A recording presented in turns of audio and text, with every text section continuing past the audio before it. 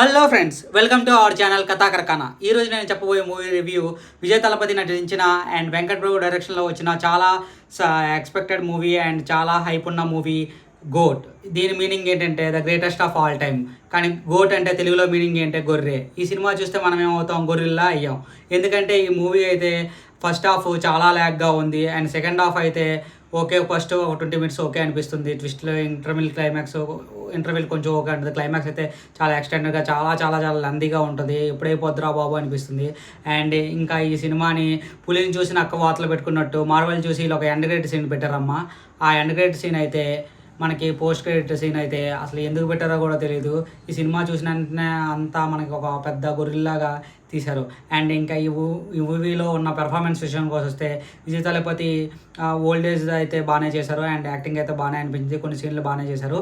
And అయితే ఇంకా డీఏజింగ్ అనేసి ఒక కొత్త కాన్సెప్ట్ తీసుకొచ్చి ఆయన్ని అసలు మన ఆచార్యలో ఒక సీన్ ఉంటుంది చిరంజీవిది, ఓల్డ్ వెర్షన్ అనేసి, ఆ సేమ్ అలానే ఒక డీఏజింగ్ చేశారు. ఇందులో అయితే ఒక సీన్ ఉంటుంది విజయ్ తలపతిది, ఒక 17 to 18 years మధ్యలో ఒక సీను. అదైతే నాకు ఆచార్యలో చిరంజీవికి ఎలా అయితే డీఏజింగ్ చేశారో అలా అనిపించింది. అండ్ తర్వాత డీఏజింగ్ అయితే కొంతవరకు ఓకే అనిపించింది, కానీ అసలు బాగలేదు. కథపరంగా చూసుకుంటే కథ అయితే మంచిదే, కాకపోతే ఎగ్జిక్యూషన్ అండ్ లెంత్ వైజ్ అయితే చాలా పెద్దగా అనిపించింది. అండ్ ఇంకా పెర్ఫార్మెన్సెస్ విషయానికి వస్తే స్నేహాది కొంచెం బాగానే ఉంది. అండ్ మీనాక్షి చౌదరి అయితే గుంటూరు కన్నా కొంచెం ఎక్స్టెండెడ్ కేమియోలా ఉంది. అసలు ఎందుకు ఉందో తెలియదు.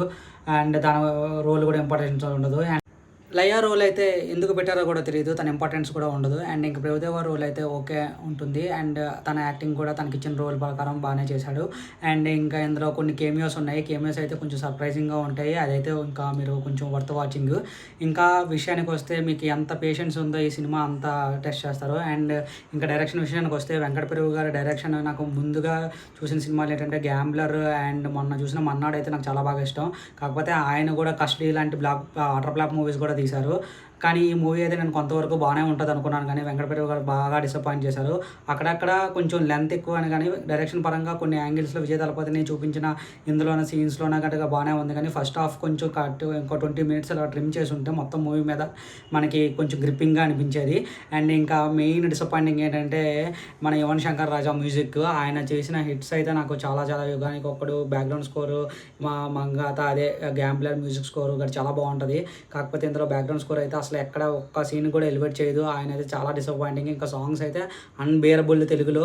అండ్ విజయ్ తలపతి నుంచి రీసెంట్ టైమ్స్లో వచ్చిన సాంగ్స్లో నాకు నచ్చనివి ఒకటే. ఇంకా డ్యాన్స్ విషయానికి వస్తే ఏదో చేశారు, కానీ నాకు అక్కడ సింకింగ్ అయితే అసలు అనిపించలేదు. తెలుగులో అయితే నేను చాలా చాలా డిసప్పాయింట్ అయ్యాను. అండ్ నా సజెషన్ ఏంటంటే ఈ మూవీని మీరు ఓటీటీలో కూడా చూడడం వేస్ట్. కాకపోతే చెన్నై పీపుల్కి అయితే కొన్ని సీన్స్ నచ్చితే వాళ్ళైతే ఇది సినిమాని ఎలాగోలా హిట్ చేస్తారు, ఎందుకంటే విజయ్ లాస్ట్ 2-3 మూవీస్ కాబట్టి.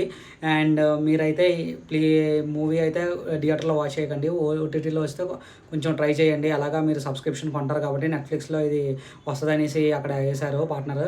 సో ఇలాంటి మోర్ వీడియోస్ కోసం please subscribe our channel Kathakara కన్నా. చాలామంది రివ్యూస్ చూస్తున్నారు కానీ ఛానల్ని అయితే సబ్స్క్రైబ్ చేయట్లేదు. మీరు సబ్స్క్రైబ్ చేసుకుంటే మాకు ఇలాంటి రివ్యూస్ ఇవ్వాలి అనే ఉత్సాహం అండ్ ఇది రెట్టింపు అవుతుంది. ఇంకా మేము బాగానే రివ్యూస్ ఇస్తామని ఆశిస్తున్నాం. And please subscribe our channel Kathakara కన్నా.